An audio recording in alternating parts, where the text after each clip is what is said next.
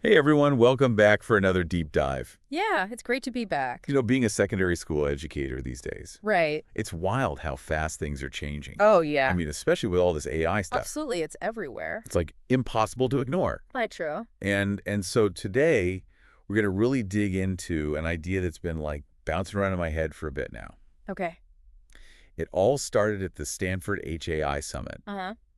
Professor Daniel Schwartz gave this presentation. Oh, yeah, I saw that. Did you? Yeah. Yeah. It was good. It was so good. Yeah. And he talked about this shift from the information age in education to what he called the age of creation. Yeah, that was a really interesting concept. I know, and it's like, okay, so what does that actually mean for us in the classroom? Exactly. Because it's one thing to like hear these big ideas at a fancy summit, Yeah. but then you've got to like translate that into what you're doing day to day with your students. For sure. How do we actually make it real for our students? Exactly, and I think it's something that like all educators are kind of grappling with right now. Oh, definitely. I mean, we've been so focused on information for so long. Yeah, exactly. Think about it, like Yeah. the traditional classroom, right? It's all about textbooks, lectures. Right. It's knowledge, knowledge, knowledge. Yeah, just pouring information into students' heads. Mm-hmm.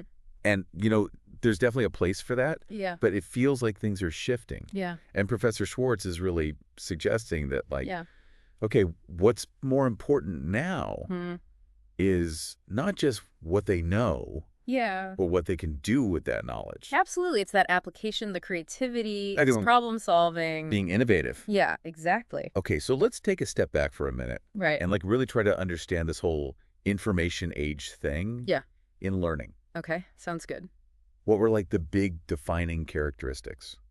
So if you boil it down, I think the information age in education, especially as tech kind of took over, was really all about efficiency and automation. It Yeah. was like, how do we deliver information to students Right. in the most effective and fastest way possible? Get them up to speed, ASAP, right? Exactly. Yeah. Professor Schwartz even talked about this really interesting historical example. Oh, yeah. Do you remember that? Vaguely. Remind me. It was a study about teletype operators. Oh, right. Back in the day. Way back when. Yeah. And, like, their success Mm-hmm. was literally measured in letters per minute. Oh, yeah. Letters per minute. How many letters they could type in a minute. Right. So it's that emphasis on just pure speed and volume of information. Yeah, and it's interesting, right? Because it's like Yeah. that kind of thinking really set the stage for how we've approached educational technology for a long time. It really did. It's like that was the model, Speed is king. Get as much information as quickly as possible. And then there's this whole concept of the power law of learning. Oh, yeah. That's a fascinating one. So just for our listeners who might not be familiar, Okay. like, what is that all about? Basically, it's this idea that when you're learning something new, Yeah. you learn a huge chunk of it really fast at the beginning, Okay. right? You get like 80% of the way there. 80-20 rule, yeah. Yeah, the 80-20 rule. Exactly. And then from there on, it's kind of diminishing returns. Yeah, so it's like you're refining things, getting faster, more accurate. Exactly. Exactly. But that initial burst is where it's at. Yeah, and I think that really influenced the information age's goals for education. So it's like, how can we make that initial learning faster, more correct? Exactly. It was all about optimizing that initial phase. Okay, so where does AI fit into all of this? So at first, AI was seen as this tool for like scrounging, Okay. helping students find information. Yeah, amidst all the noise. Yeah, because there was so much information out there. Right, more than ever before. Exactly. So it's like, okay, Yeah. we need AI to help us sift through it all. Yeah, to be like a really smart librarian. Yeah. But it's evolved a lot since then.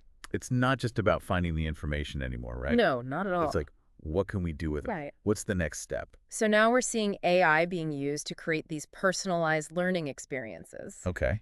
Like imagine having an AI tutor that's tailored specifically to you, Whoa. and it knows exactly what you need to work on. That's like next level personalized learning. Right, and it can provide that high bandwidth feedback that's so crucial. Yeah, it's like having a teacher who's with you every step of the way. Exactly, and that's really the goal here. It's to make learning as efficient and effective as possible. Which, when you think about the information age and its focus on speed and accuracy, Yeah, it makes total sense, it right? totally aligns with those goals. But then Professor Schwartz brings up this point Yeah. that even with like super intelligent AI, Right. what some call AGI, artificial general intelligence, Yeah. even that wouldn't automatically make it a great teacher. Right. And that's really important to understand. Why is that? Why is that so important? Because just having general intelligence Yeah. doesn't mean you're good at teaching. Oh, well. Knowing stuff Uh-huh. and being able to explain it clearly Yeah. are two very different things. That's true. That's true. And good teachers, they have this deep understanding of how people learn. Yeah. They know how to motivate students, how to get them excited about a subject. That's a whole art form, really. It really is. And that's something that, even with all the advances in AI, Mhm. we still need to focus on. Absolutely. It's not something that can be easily automated. Okay, so we've got a good grasp on the information age. Yeah. Now let's dive into this whole age of creation thing. Okay, let's do it. So what's different? What's shifting? All right, so the age of creation is really marked by a shift in how we use AI. So instead of just using it for automation, it's about using it for augmentation. Augmentation. Yeah, so instead of AI doing the telling or the grading, Right. it's about students directing AI Okay. to enhance their own capabilities. So it's like AI as a tool. Exactly, like a powerful set of tools that students can control To do what? to create, to innovate, to bring new ideas to life. Okay, so the focus isn't on just absorbing information anymore.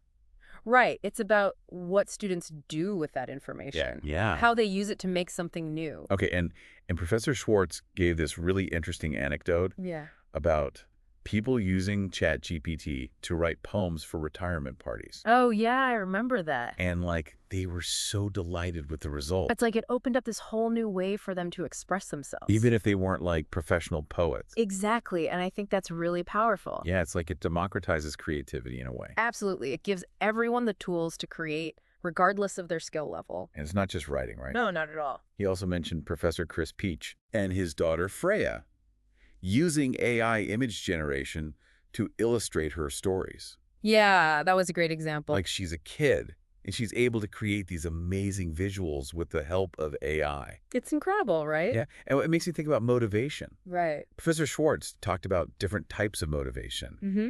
And then he shared this survey of hobbyists. Oh, yeah, the hobbyists So here. people who race motorcycles, brew beer, garden, all sorts of things. A really diverse group. And what was the number one thing that drove him?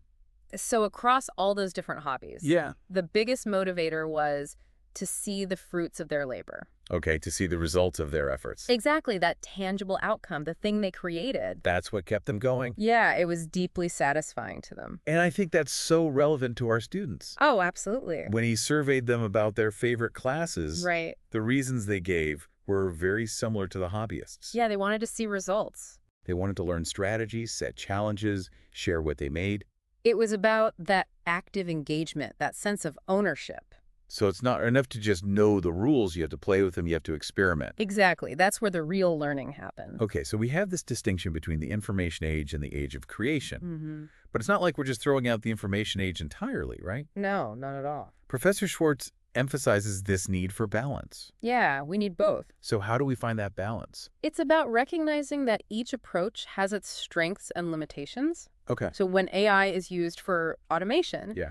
it's great for getting students to a point of demonstrating appropriate behavior, correctness, speed. Yeah, it's like, here's the information, learn it, show me you know it. Exactly. But with creation, Yeah. it's about generating novel outputs. Okay. Things that are new and different. But, and there's a but, right? But sometimes those outputs might not make sense within the context of what we already know. Yeah. It's like, we don't want students just randomly creating things without any understanding of the rules or principles behind them. It got to be informed, right? Exactly. So what's the sweet spot? Professor Schwartz calls it appropriate novelty. Appropriate novelty. Yeah. It's the ability to create original work, Mm-hmm. but that work also understands and adheres to the relevant rules and constraints. So it's like creative within boundaries. Exactly. It's not just random, it's purposeful. And to get there, to foster that appropriate novelty, Uh-huh. we need to balance those opportunities for creation with ensuring that students have that foundational knowledge. Absolutely. They need to learn the rules of the game. Right, so they can break them You got it. effectively. Informed rule breaking. Yeah, that's a good way to put it. Professor Schwartz even talked about this idea of a cycle.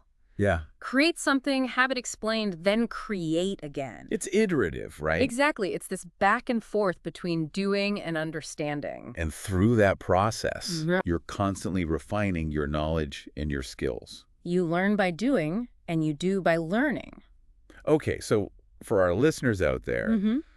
the secondary school educators who are with us today, Yeah, what does all of this actually mean for them in their classrooms? that's the million-dollar question, right? Yeah, like how do we take these big ideas and make them actionable? Right. So the first thing to understand is that just giving students access to information. Which is what we've been doing for so long. Exactly. That's not enough anymore. Okay. They need to be able to do more than just remember facts. So it's not just about knowing, it's about doing. Exactly. It's about being able to appreciate, to see the world in new ways, to make changes, to innovate. Those are all very active verbs. They are, and they all require creativity. So instead of just memorizing dates in history class, Right. maybe students are using AI to create historical simulations, Exactly. Or making documentaries. bringing history to life in a whole new way. Yeah. And in science, they could use AI to design experiments. Okay, that's cool. And in English, they could co-write stories with AI to explore different narrative possibilities.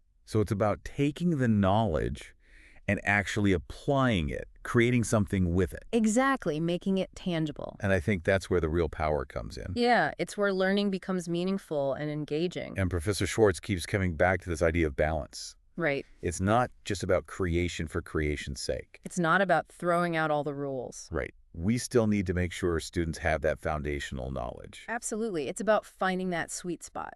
where they have the information they need, Mm-hmm. but they also have the freedom and the tools to create with it. And the guidance to do it effectively. Right. It's a partnership. Yeah, between teachers and students, between knowledge and creation. And I think that's what's so exciting about this shift. It's a whole new way of thinking about education. It's not just about filling students up with information anymore, It's about empowering them to be creators, to be innovators. to shape their world. And I think that's a really powerful message for all of us to take away. Yeah, it's something we should all be thinking about. So as we wrap up this deep dive, Hmm. I want to leave our listeners with this one question. Okay. How can you design your lessons Yeah. to weave together that essential foundational knowledge Mm-hmm.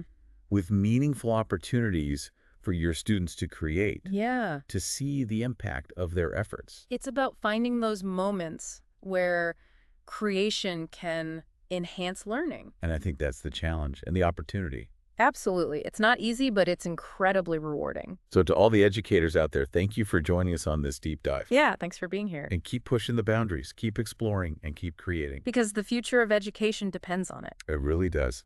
All right, that's it for this episode. Until next time. See you all soon.